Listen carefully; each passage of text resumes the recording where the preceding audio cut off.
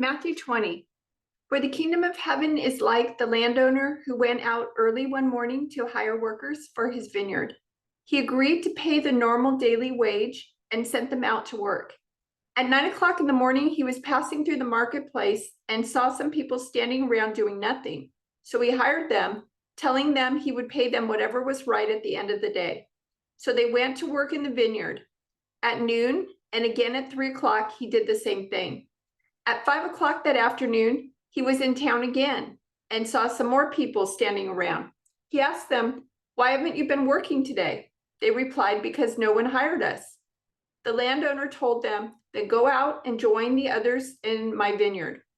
That evening, he told the foreman to call the workers in and pay them, beginning with the last workers first. When those hired at 5 o'clock were paid, each received a full day's wage. When those hired first came to get their pay, they assumed they would receive more, but they too were paid a day's wage. When they received their pay, they protested to the owner. "Those people worked only 1 hour, and yet you've paid them just as much as you've paid us, who worked all day in the scorching heat."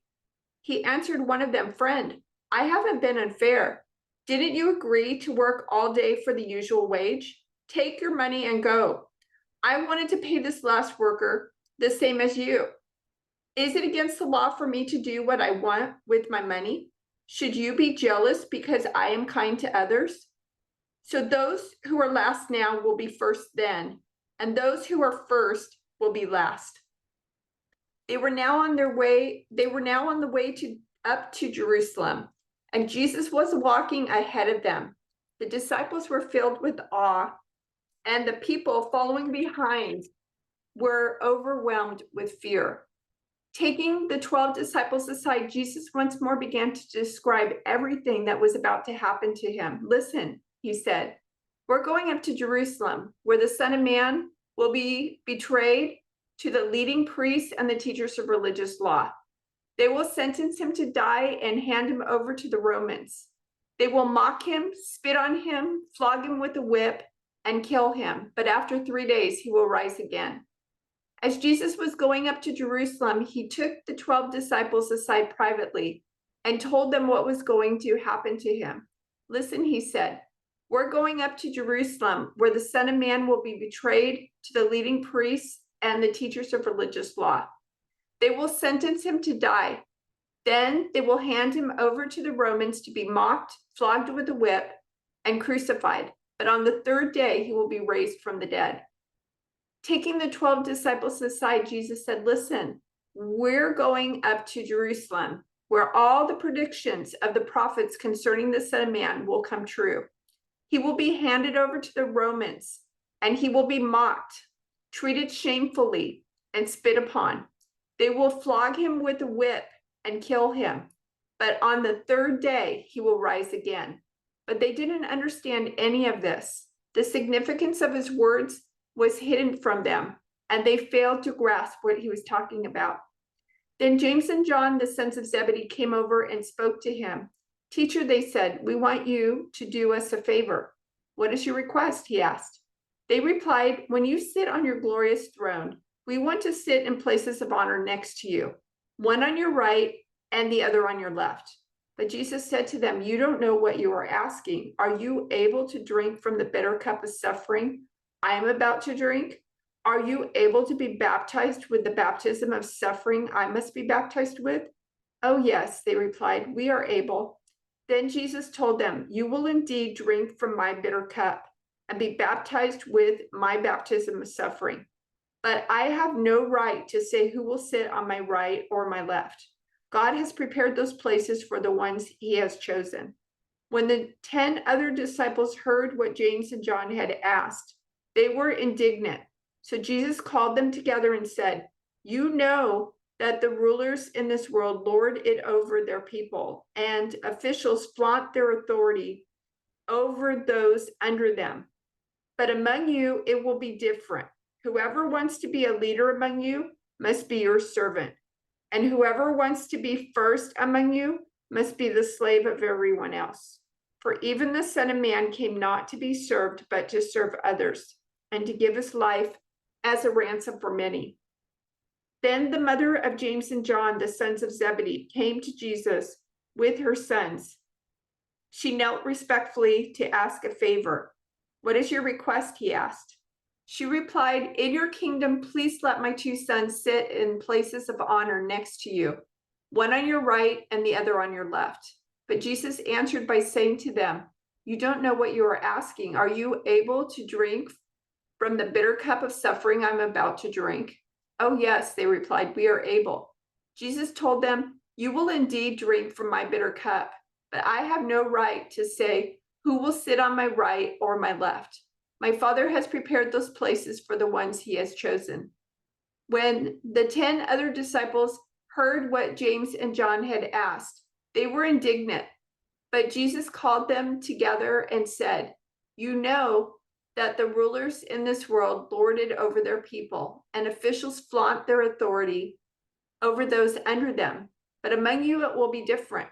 Whoever wants to be a leader among you must be your servant, and whoever wants to be first among you must become your slave. For even the Son of Man came not to be served, but to serve others, and to give his life as a ransom for many."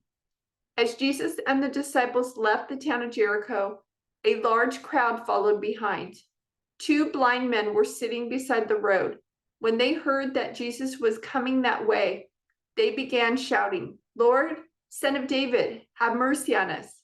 "Be quiet," the crowd yelled at them. But they only shouted louder, "Lord, Son of David, have mercy on us." When Jesus heard them, he stopped and called, "What do you want me to do for you?" "Lord," they said, "we want to see." Jesus felt sorry for them and touched their eyes. Instantly they could see, then they followed him. Then they reached Jericho, and as Jesus and his disciples left town, a large crowd followed him. A blind beggar named Bartimaeus, son of Timaeus, was sitting beside the road. When Bartimaeus heard that Jesus of Nazareth was nearby, he began to shout, "Jesus, Son of David, have mercy on me." "Be quiet," many of the people yelled at him, but he only shouted louder, "Son of David, have mercy on me." When Jesus heard him, he stopped and said, "Tell him to come here." So they called the blind man. "Cheer up," they said. "Come on, he's calling you." Bartimaeus threw aside his coat, jumped up, and came to Jesus. "What do you want me to do for you?" Jesus asked. "My rabbi," the blind man said, "I want to see." And Jesus said to him, "Go, for your faith has healed you." Instantly the man could see, and he followed Jesus down the road. As Jesus approached Jericho, a blind beggar was sitting beside the road. When he heard the noise of a crowd going past, he asked what was happening. They told him that Jesus the Nazarene was going by. So he began shouting, "Jesus, Son of David, have mercy on me." "Be quiet," the people in front yelled at him. But he only shouted louder, "Son of David, have mercy on me." When Jesus heard him, he stopped and ordered that the man be brought to him. As the man came near, Jesus asked him, "What do you want me to do for you?" "Lord," he said, "I want to see." And Jesus said, "All right, receive your sight. Your faith has healed you." Instantly, the man could see, and he followed Jesus, praising God. And all who saw it praised God too. Jesus entered Jericho and made his way through the town. There was a man there named Zacchaeus. He was the chief tax collector in the region, and he had become very rich. He tried to get a look at Jesus, but he was too short to see over the crowd. So he ran ahead and climbed a sycamore fig tree beside the road, for Jesus was going to pass that way. When Jesus came by, he looked up at Zacchaeus and called him by name. "Zacchaeus," he said, "quick, come down. I must be a guest in your home today." Zacchaeus quickly climbed down and took Jesus to his house in great excitement and joy. But the people were displeased. "He has gone to be the guest of a notorious sinner," they grumbled. Meanwhile, Zacchaeus stood before the Lord and said, "I will give half my wealth to the poor, Lord, and if I have cheated people on their taxes, I will give them back 4 times as much." Jesus responded, "Salvation has come to this home today, for this man has shown himself to be a true son of Abraham.